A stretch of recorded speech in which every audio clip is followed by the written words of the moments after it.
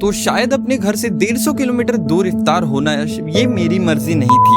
So welcome back to my new brand blog. को तो सुबह उठ गया था भाई शहरी के लिए, मगर इस बार मेरी आंखें जवाब दे चुकी थी। मेरी आंखें खुलने का नाम ही नहीं ले रही थी। बड़े मुश्किल से शहरी मुकम्मल करते और फिर से पहुंच जाते भाई बिस्तर की तरफ में। और सुबह उठने के बाद में जब वो देखते हैं घड़ी की तरफ तो जोहर का वक्त होने वाला था, तो फटाफट से होते हैं रेडी। और रेडी होने के बाद में घर में ही करते हैं अपनी जोहर की नमाज अदा। और अदा करने के बाद में भाई प्लान बनता है नागपुर जाने का। तो ट्रेन देखते हैं तो 2:30 बजे की पता चलती है, तो फटाफट से उसके लिए हो जाते हैं रेडी। और मुझे घर से निकलते निकलते भाई 2:20 हो चुका था और मेरे पास सिर्फ 10 मिनट थे, तो मुझे छोड़ने वाला भी कोई नहीं था। फिर मैं अपने दोस्त को लगाता हूँ कॉल, तो वो कहता है कि मैं मस्जिद में हूँ।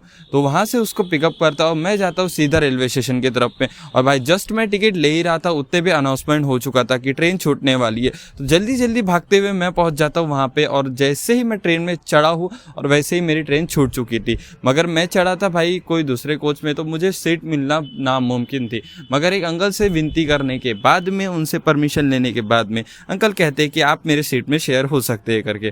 तो भाई कुछ लोग होते हैं ऐसे जो अपनी चीज़ों को दूसरों के साथ में शेयर करना पसंद करते हैं। उनके साथ में भाई मुझे सफ़र करना बहुत ज़्यादा अच्छा लगा और ये मेरा भाई बेस्ट एक्सपीरियंस रहा है ऐसी चीज़ों का। और फिर कुछ घंटों के सफ़र के बाद में मैं पहुंच जाता हूं नागपुर। और नागपुर सिटी पहुंचने के बाद में मैं निकलता हूं वहां से बाहर और आ जाता हूं अपनी बहन के घर में, जहां पे है मेरा कुछ दिन का मुकाम। और वहां आने के बाद में वक्त भी हो जाता है इफ्तार का, तो सबसे मिल के करते हैं हम अपना इफ्तार। और तो भाई इफ्तार खत्म होने के बाद में हम निकल जाते हैं अपने भाई साहब की शॉप की तरफ में। और वहां जाने के बाद में करते हैं हम अपना ब्लॉग यहीं खत्म। मिलते हैं ऐसे ही आने वाले इंटरेस्टिंग ब्लॉग में। Okay bye.